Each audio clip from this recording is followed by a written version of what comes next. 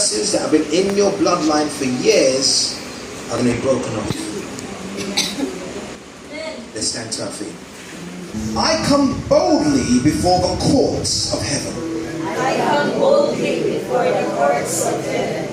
I ask for the complete destruction I ask for the complete destruction of every evil altar of every evil altar and curse and curse that stands against me that stands against me. from my now in Jesus' name. In Jesus' name. Amen.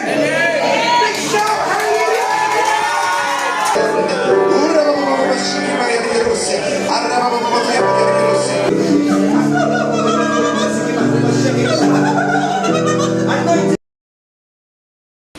Praise the Lord. Amen. The longer I serve Him, the sweeter He is. Salamat sa Ginoo ngayon na ako expect na makaani ko. Pangidalagin ko sa Ginoo ang it's my desire na karon ni year 26.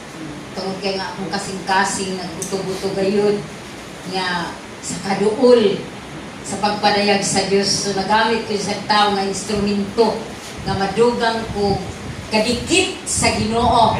Tungod kay ang mga lesson kanang ang akong espiritu maora pod sa espiritu sa atong lecturer. So salamat sa Ginoo kanang na-renew ang akong sunod. Amen. Imagine ka nag-operita sa atong mga ancestor. First time in the history sa akong life. Amen. I am senior. Doon na lang ko mag-70 apan karon pa nako na voice out ang akong mga before. Imagine ka mga ancestor. Dili basta-basta. So salamat sa Ginoo.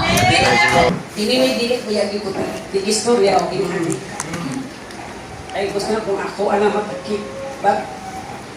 Nagkikiripin si Lord sa ako. Pag during the time na nag-pray talaga nila, ay so nga, kadaling, usa ka tipod ba nga gibuko di Jesus Christ nga sa water nga naghugas gid sa tuwa tanan. So, ikan sa atong ancestors until now, makita kabalo na nakasultays pa na ita.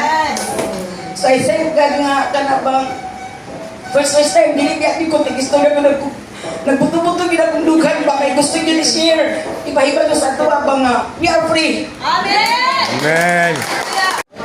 Pasalamat ko tungod kay pag magdesisyon na di ta ang Ginoo magpuno sa ato. Almost 3 years manggod, wala ko na-engage sa battle. Kaya nga nagpahulay ko. Kay gikan po ko sa dako kay nga battle, pero nidaog ko, nung nagkikapoy ko, mo nagpahulay ko. Sa nagpahulay ko, ginatira ko. Even sa dambo, ipakita sa gitira ko ka ng panak bitaw. Pero, nahanap ko ni.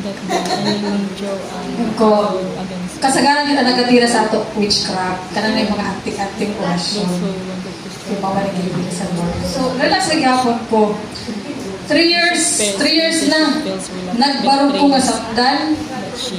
Nagbarog ko nga daghay mga arrows nga nakadikit sa akong mga kaliwasan. But still, nagpadayon gapon ko. Amen. Bahalag dala-dala na ko ang kasakit. Ipasagdan na ako. Tungod kay di sa ako making-away. Kay mupahulay lagi ko. Karon, di ako sa punto ba last week, naghimo ko may corporate brand fasting dito sa Trento. Nakatinga naman lang ko nga, sa last days, na ay buatake sa ako nga, dako dyan siya. Nakita na ko kung ako na rin pasagdan nga attack. Medyo basit ako kabangon. Naanak ko ba? So nag-decide ko nga, di na pwede. Kinahanglan mo sukol na ako. Dili fight against flesh and blood ha.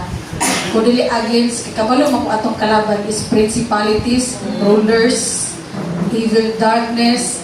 So, wa ko nag-transact sa tao, wa ko labot sa tao, kinsa na tao. Ang ako gi-transact ang principalities. So, nag-decide yun ko nga, di na ko musugot nga, di na ko musukol na ko. Amen. Amen. So, sa di nag-decide kung musukol na ko, kuha na ko akong gitara. She decided to Because my weapon is worship. take her, Kanta ko, bahala ko ganahin. even if I Kanta don't like ko. worship. Kanta ko, duwi ko nung magkanta until I feel the power of God. Amen. So, medyo isog na ko, kinala ko yung Nya, pagkabalo nga na, dahil warfare dire, samot kong papel, kaya binaka, isugda na ako ang pakiglaban. Mauto, pag-lecture, grabe gahapon nga lecture, gipuno ko sa kanang kaisog ba, murag ang isog ka kaya kong spirit, These are the lectures. naisog ko ba, naisog ko. Baga, di na yun ako tugutan na, kanabang gubaon ni Satanas ang altar sa Ginoo.